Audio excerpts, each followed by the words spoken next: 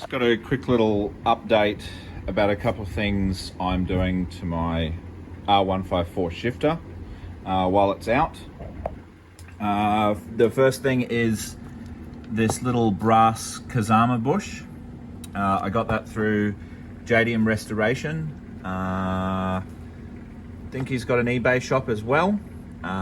So this replaces this guy here. Now this is about 12 months old. This is the factory piece, and this was brand new. And you can see here where see how it's like squished, this little piece here.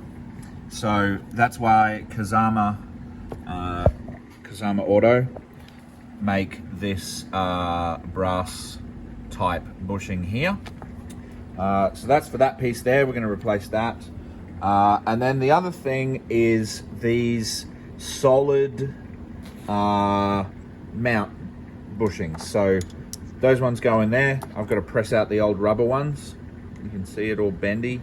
And then these are the original ones that were in there.